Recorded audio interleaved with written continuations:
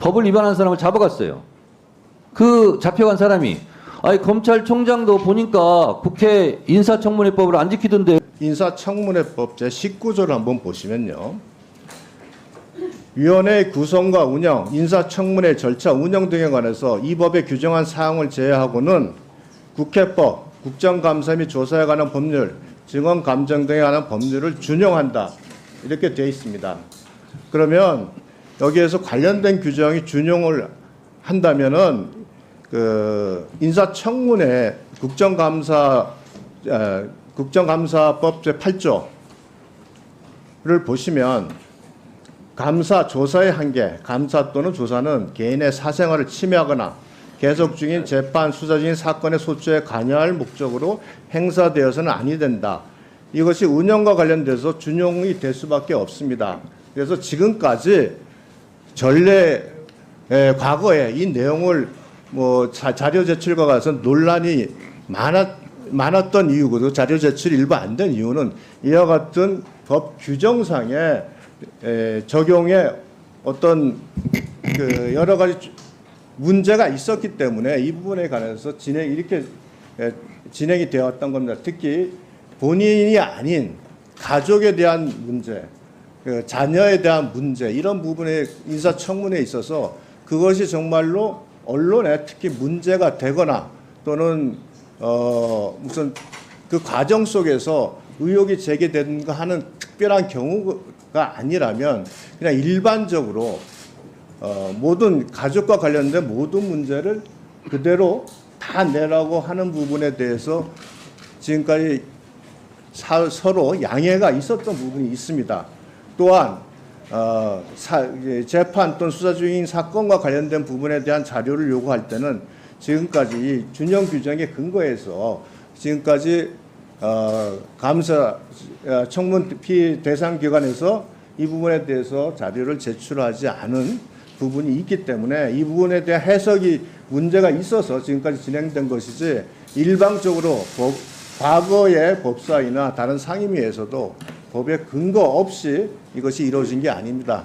그래서 제가 지금 우리 후보자 측에서 낸 자료 중에 일부의 자료에 대해서는 아마 이 지금 감사법 제8조에 근거해서 자료 제출을 내지 않은 것으로 알고 있습니다.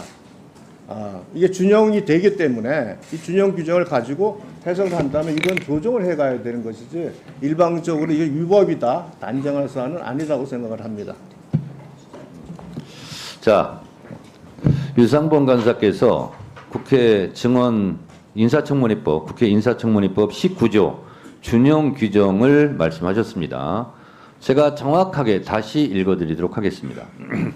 인사청문회법 제19조 준용 규정, 위원회의 구성, 운영과 인사청문회의 절차 운영 등에 관하여는, 여기까지 잘 들어보세요. 그 다음이 중요합니다.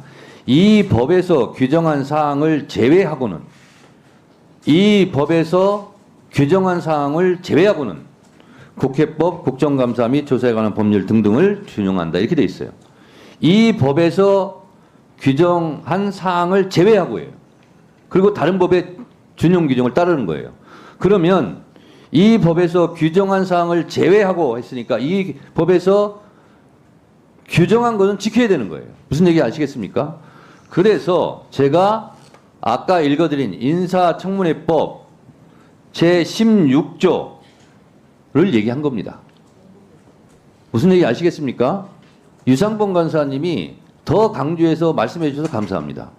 인사청문회법 제16조 공직후보자는 국회 증언감정법 제4조 1항 단서의 규정에 해당되는 경우에는 답변 또는 자료 제출을 거부할 수 있다. 그러면 국회 증언감정법 제4조 1항이 뭐냐? 그 4조 1항이 군사, 외교, 대북 관계의 국가 기밀에 관한 사항을 제외하고는 내라 이런 얘기예요. 이건 해석의 요지가 아니라 써 있어요. 글자로. 자, 자 됐고요. 잠깐만요. 자 조용히 하세요. 잠깐만요. 자, 다른 분들 다 조용히 하세요. 자, 다시 한번 말씀드립니다. 유상범 간사님께서 말씀해 주셔서 더 뚜렷하게 선명하게 됐는데요. 인사청문회법 제19조 인사청문회 이 법에서 규정한 사항을 제외하고는 다른 법을 준용한다. 그럼 이 법에서 정한 것은 지켜야 되는 거예요. 그래서 인사청문회법을 제가 아까 읽어드린 거예요. 다른 것을 준용하더라도 인사청문회법 제16조에서 규정하고 있는 걸 지켜라. 근데 예외가 있다. 그것이 국회 증언감정법 4조 1항이다. 그러면 4조 1항은 뭐냐? 군사 외교 대북 관계 국가 기밀에 관한 사항으로 그 발표로 말미암아 국가안에 중대한 영향을 미칠 수 있음이 명백한 경우를 제외하고는 다 제출하라. 라는 거예요. 그렇잖아요? 그래서 잠깐만요.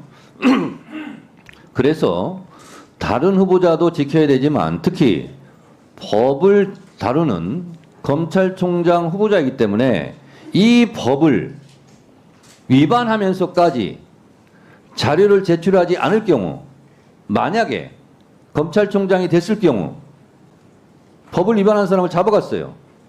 그 잡혀간 사람이 아니 검찰총장도 보니까 국회 인사청문회법을 안 지키던데요.